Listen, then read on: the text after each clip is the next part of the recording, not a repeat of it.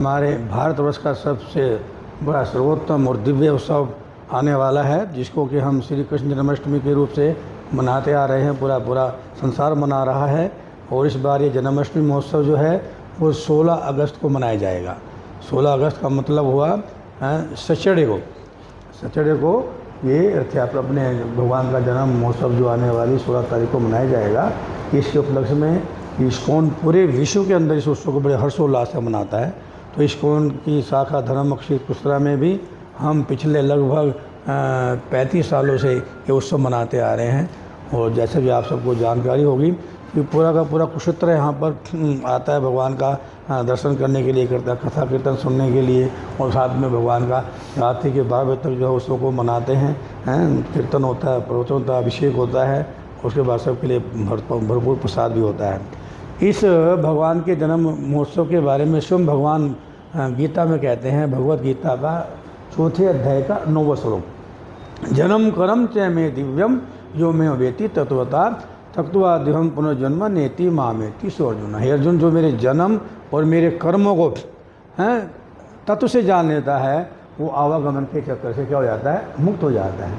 तो इस उत्सव के द्वारा इस्कॉन के भक्तों के द्वारा प्रयास रहता है कि सभी को ये बताया जाए कि भगवान का जन्म कैसे हुआ। अक्सर लोग सोचते हैं जैसे एक मानव का जन्म होता है ऐसे भगवान कृष्ण का जन्म हुआ, ऐसे नहीं हुआ। भगवान श्री कृष्ण देवकी वसुदेव के सामने पहले चतुर्भुज में प्रकट हुए थे और उनके देवकी माता की प्रार्थना करने के बाद में छोटे से बालक बन गए थे। ये कोई आम जन्म नहीं है, एक आम मनुष्य की तरह जन्म नहीं है भगवान का। भगवान अवतरित होते हैं, अपने धाम से नीचे आते हैं अपनी कृपा करने के लिए। परित्रणाय साधूनाम विनाशाय च दुष्कृताम धर्म संस्थापनार्थाय संभवामि युगे युगे। मैं आता रहता हूँ, अवतार लेता हूँ दुष्टों का संहार करने के लिए, धर्म की रक्षा करने के लिए, भक्तों की रक्षा करने के लिए। तो ये इस उत्सव के द्वारा हम भगवान के जन्म के बारे में और भगवान के कर्म, भगवान देखो अभी 6 दिन के थे, भगवान कृष्ण मात्र 6 दिन के थे जब पुतना आई और उनको उठा के ले गई आकाश में। भगवान ने क्या किया, उस पुतना का वध कर दिया। और जब मरी तो कम से कम जो है 18 किलोमीटर फैल गई। अभी 1 साल के भगवान नहीं थे, उन्होंने क्या किया, अगासुर बकासुर आदि का वध कर दिया, है ना, पूतना का वध कर दिया।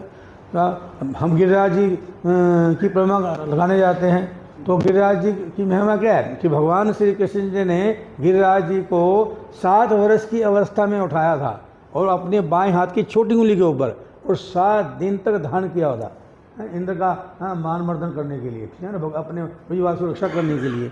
तो ये ऐसी दिव्य लीलाएँ हैं जिनको हम सुन करके सुना करके अपना शुद्धिकरण कर सकते हैं और भगवान से अपना प्रेम बढ़ा सकते हैं। तो ये उत्सव हम सबको इकट्ठे होकर के भगवान की जन्म कर्म की लीला सुन करके, उनका गुणगान करके, उनके महोत्सव को मनाने का एक बड़ा अच्छा कहता है सौभाग्य प्रदान करता है।